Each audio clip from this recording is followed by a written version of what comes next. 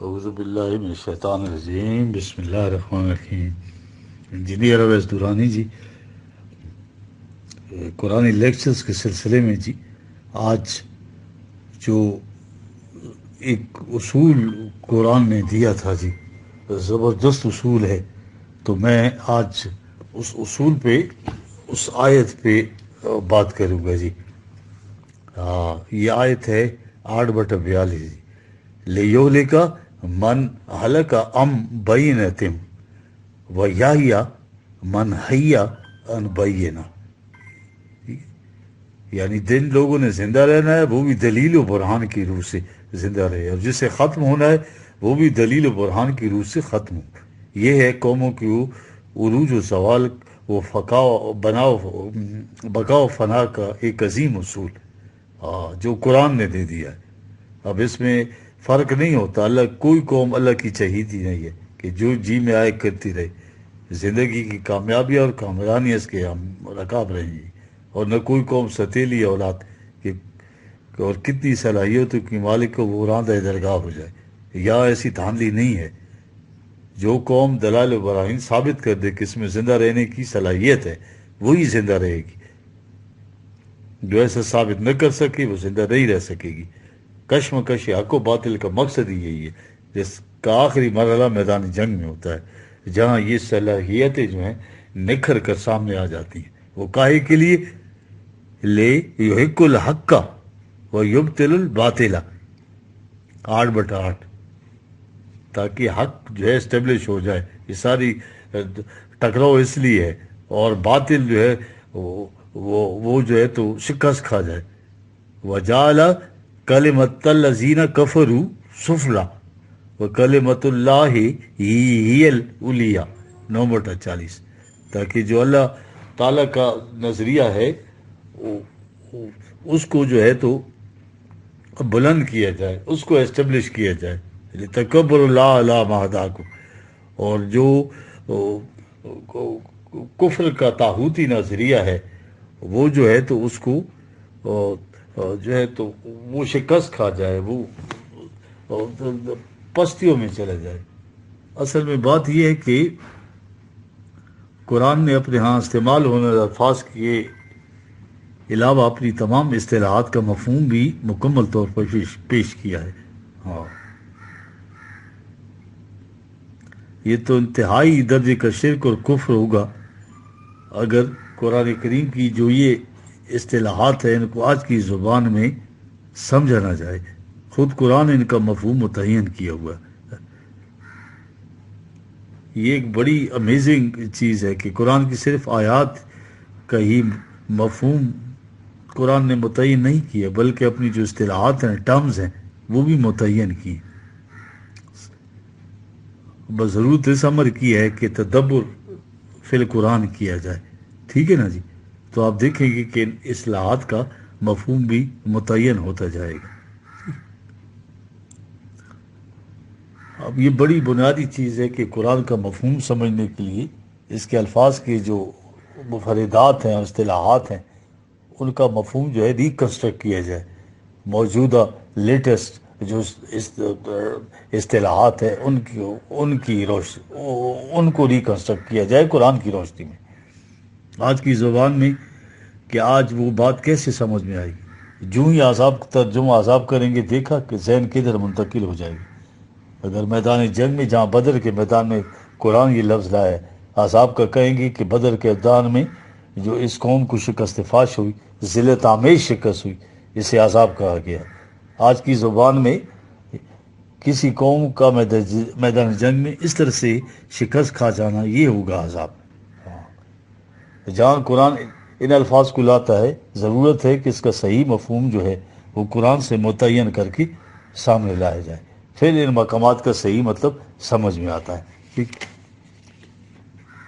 یہ جو ابھی میں نے آیت آپ کو کوٹ کی تھی جی، یہ قرآن کے نزدیک انسانی زندگی کا اہم ترین اصول بیان کیا گیا ہے، مرگ با شرف اور مرگ بے شرف۔ ٹھیک ہے جی؟ لیہلک من ہلک ام بینۃ ویحیی من حی عن بینہ، 842 عجیب و غریب بات کی ہے قرآن میں یار. زندگی اپنی حفاظت آپ چاہتی ہے. ہر شخص سیلف پریزرویشن زندہ رہنا چاہتا ہے. ہر جماعت زندہ رہنا چاہتی ہے. ہر قوم زندہ رہنا چاہتی ہے بائی انسٹنکٹ. لائف اپنی پریزرویشن چاہتی ہے. چھوٹی سی چوٹی کے سامنے آپ اگر ذرا ترک آ جائے تو وہ بھی اس کی مدافعت کرتی ہے. زندگی کا تقاضا ہے اپنی حفاظت. لیکن اس کا ٹیسٹ کیا ہے کہ آپ زندگی آپ کی جان یا آپ محفوظ رہ سکتے ہیں. کوشش انسان کی یہ ہوتی ہے کہ کہیں ٹکراؤ یا تصادم ہی نہ ہو. قرآن کہتا ہے کہ اس طرح اپنے آپ کو محفوظ کر کے سمجھنا کہ ہم واقعی محفوظ ہو گئے ہیں. یہ بہت بڑی سیلف ڈیسیپشن ہے جی. اب زندگی جو ہے قدم قدم پر اپنی انٹیگریشن کے لیے انسانی صلاحیتوں کا جو ٹیسٹ ہے وہ اس کو ڈیمانڈ کرتی ہے. زندگی جو ہے اس کے لیے ٹیسٹ ہونا چاہیے کہ واقعی زندہ رہنے کی صلاحیت ہے تم میں یا نہیں. اگر زندہ رہنے کی صلاحیت ہے پھر تمہیں کوئی نہیں مار سکتا. اگر صلاحیت زندہ رہنے کی نہیں ہے تو تم چھپ چھپا کے حصار کے پیچھے دیواروں کے پیچھے تہ خانوں میں گھس بھی جاؤ, غاروں میں جا کے خانقاہوں میں, تو یہ سب سمجھتے ہو قرآن کہتا ہے کہ ہم محفوظ ہیں. کہا یہ بہت غلط بات ہے. تمہاری یہ حفاظت, تمہاری یہ زندگی دوسرے کے رحم و کرم پر ہے. وہ جب تک جی چاہے تمہیں زندہ رہنے دے. جب اس کا جی چاہے آ کر حملہ کر دے اور تمہارے اندر یہ قوت ہی نہ ہو کہ تمہیں اس کا مقابلہ کر کے اپنے زندہ رہنے کا ثبوت پہنچاؤ. یہ ہے غلط روش زندگی. زندگی تو ٹکراؤ کا نام ہے. ٹھیک ہے؟ وہ جو قرآن میں بار بار آتا ہے کہ جس کا ترجمہ ہم یہ کرتے ہیں کہ اللہ نے چاہ ہم تمہیں, اللہ تو نہیں آزماتا, انسان خود اپنے آپ کو, اللہ تو مواقع بہم پہنچاتا ہے تاکہ ہم جو ہے اپنے آپ کو آزمائیں کہ ہم میں زندہ رہنے کی صلاحیت ہے یا نہیں, اور کتنی ہماری جو ریئل سیلف ہے, ہماری جو خودی ہے, ہماری جو آئم لیس ہے, انڈیویجویلٹی ہے, وہ اس میں کس حد تک ثبات آ چکا ہے. خواہ بخواہ کے لیے فریب نفس میں مبتلا نہیں رہنا چاہیے. ٹھیک ہے جی. جب تک ٹیسٹ نہ ہو, جب تک کھٹالیوں میں سے گزارا نہ جائے تو اس کا یقین کیسے ہو سکتا ہے کہ زندہ رہنے کی صلاحیت ہے یا نہیں. قرآن کہہ رہا ہے کہ یاد رکھو زندہ رہنے کا حق اسے ہے جو ثبوت بہم پہنچا دے اس بات کا کہ مجھ میں زندہ رہنے کی صلاحیت ہے. اور یہ ثبوت ٹکراؤ میں ہو سکتا ہے, گوشوں کے اندر نہیں, خانقاہوں میں نہیں. مکے کی زندگی میں دیکھیں نا جو صعوبات آئیں, مشکلات آئیں, ٹکراؤ نہیں ہوا. مدینے میں جب یہ آئے تو ٹکراؤ کی بات نہیں تھی. انہوں نے چیز خود پیدا کر دی, انہوں نے, کفار نے. اب یہ جو صورت آئی تو اس مصیبت کو ٹالنے کے لیے کیا ہوگا؟ اگر تمہیں سے قرآن کہتا ہے زندہ رہنے کی صلاحیت پیدا ہو چکی ہے تو پھر آبرومندانہ زندہ رہو. یہ ہے زندگی باشرف. اگر تمہیں یہ بات پیدا نہیں تو آبرومندانہ موت کے منہ میں چلے جاؤ. یہ سکس کے مرنا جو ہے ہمیں ہجر میں بلا ہے. یہ کوئی زندگی ہے اس قسم کی کہ ہاروں کر ڈرے ہوئے بیٹھے کہ اب چھری سیاد نے لیو, قفس کا در کھلا. زندہ رہنا ہے, زندہ رہنے والوں کی طرح زندہ رہو. یہ ہے قرآن جو کہتا ہے. ٹھیک ہے جی. یوں ہی خواہ مقابلے میں آؤ, ٹکراؤ میں آؤ, وہاں جا کے ثابت کرو کہ جس میں زندہ رہنے کی صلاحیت موجود ہے وہ زندگی کا ثبوت ہے, اور جس میں یہ صلاحیت نہیں ہے وہ مر کے یہ بتا دے کہ مجھ میں یہ صلاحیت نہیں تھی. لے یالو کا من ہلکا ام بینتم ویا مم آئیا ان بینا. عجیب و غریب اصول دیا ہے قرآن نے, سہم کر, سمٹ کر, ڈر کر, خوف کے مارے کب کبھی تاری ہے عافیت گاؤں کے اندر پناہ لے کے اس طرح زندگی بسر کرنا. اس نے کہا یہ زندگی نہیں ہے, یہ وہ موت ہے جو ہر وقت آتی رہتی ہے اور انسان مرتا بھی نہیں. یاتی الموت من کل مکان ہے. ٹھیک ہے. اس کے بعد جہنم کا قرآن نے تو یہی کہا ہے چاروں طرف سے موت آئے گی. یہ آیت ہے نا 20/74. اقبال کیا کہتا ہے یار, میارا بزم برساحل کی آنجا نوائے زندگانی نرم خیزس. دریا کے ساحل کے اوپر بزم آرائی کرنا زندگی نہیں ہے. وہاں تو دریا کی موجوں کا شور بھی میوزک بن کر کانوں میں آتا ہے.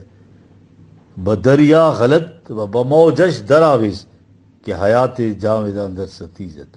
اٹھ چھلانگ لگا, موجوں کے تھپوڑوں کے ساتھ ٹکراؤ میں لگ کر اس مقابلے میں پھر اپنے آپ کو ثابت کر کے میں زندہ رہ سکتا ہوں.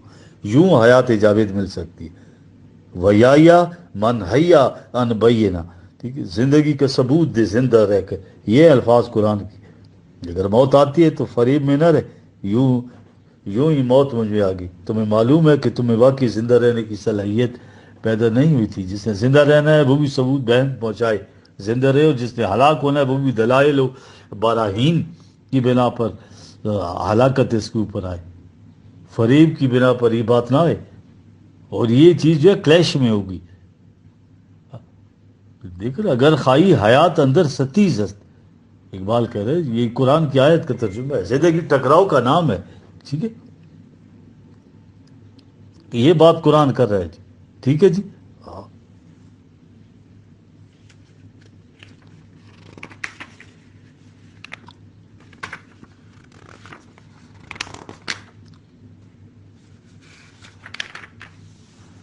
زندگی میں خطرات کا مقابلہ کیے بغیر انسانی صلاحیتیں جو ہے نشوونما پا ہی نہیں سکتی۔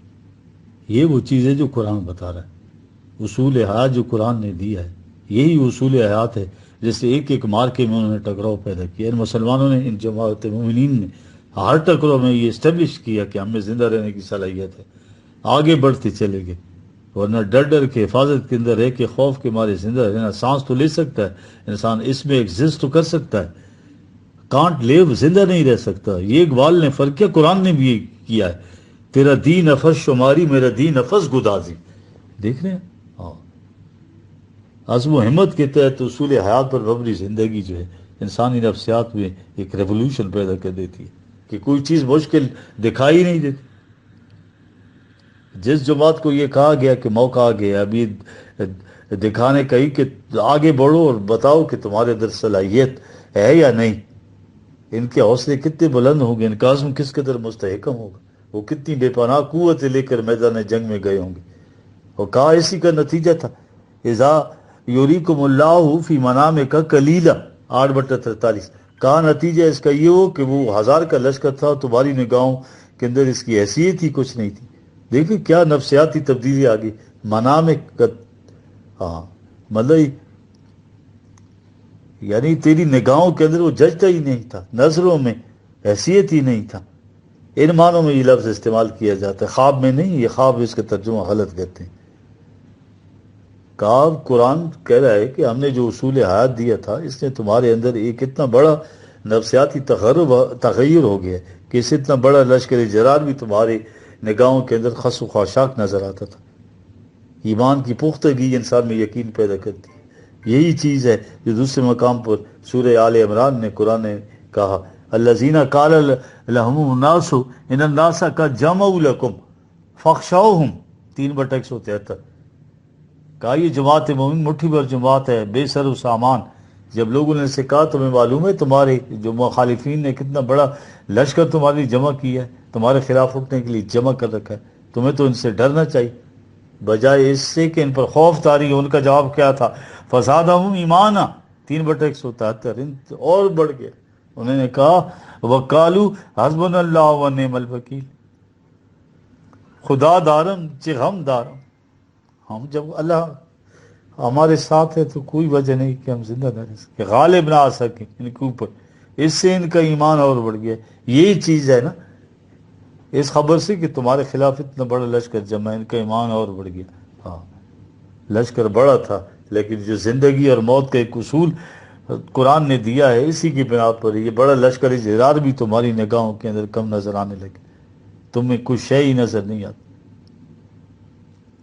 وَلَوْ أَرَاكُمْ كَثِيرًا لَفَشَلْتُمْ وَلَا تَنَازَعْتُمْ فِي الْأَمْرِ وَلَكِنَّ اللَّهَ سَلَمَ 8/43، اگر تمہارے اندر تغیر نفس، تمہاری نگاہ کا زاویہ نہ بدلتا، یہ تغیر نفس نہ ہوتا، یقیناً تم یہ دیکھتے کہ ہم مٹھی بھر جماعت جو ہے وہ اتنا بڑا لشکر، اور تمہارے اندر اختلاف پیدا ہو جاتا کہ تم ایک دوسرے سے تنازع شروع کر دیتے، ٹھیک ہے، تو پھر واقعی تمہاری شکست ہو جاتی۔ لیکن اللہ نے یہ ایک اصول حیات تمہارے اندر دے کر ایک نیا ولولہ پیدا کیا، نگاہ کا زاویہ بدل گیا، اس سے تم محفوظ ہو گئے۔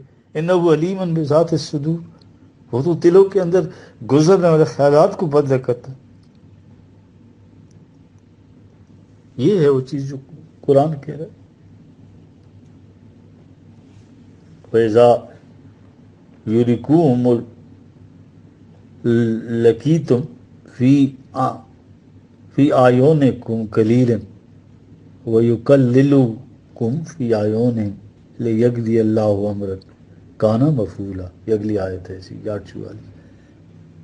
کہا کہ جو ہم نے کہا تھا فیصلہ کن بات ہو جائے اس میدان کے اندر، اس میں تمہارے نگاہوں کے اندر جو ہے وہ قلیل ہو گئے اور تم نے کہا کچھ بھی نہیں.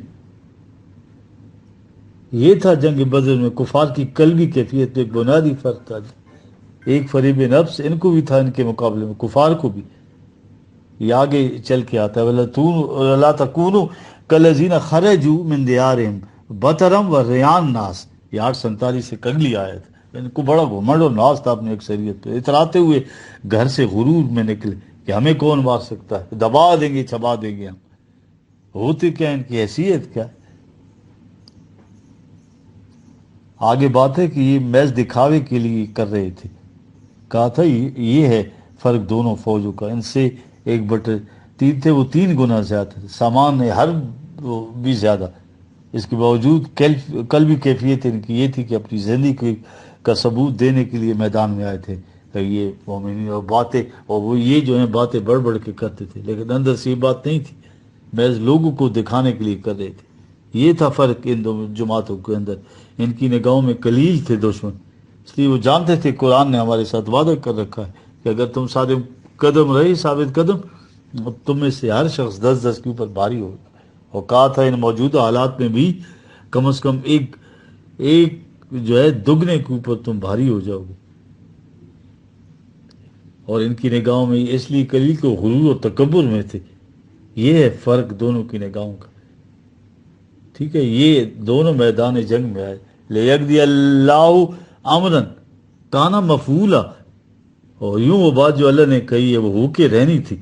فیصلہ کن حقیقت میدان جنگ میں اس طرح سے فیصلہ کن حقیقت بن گئے ان دونوں کے لیے. وَإِلَى اللَّهِ تُرْجَعُ الْأُمُورُ.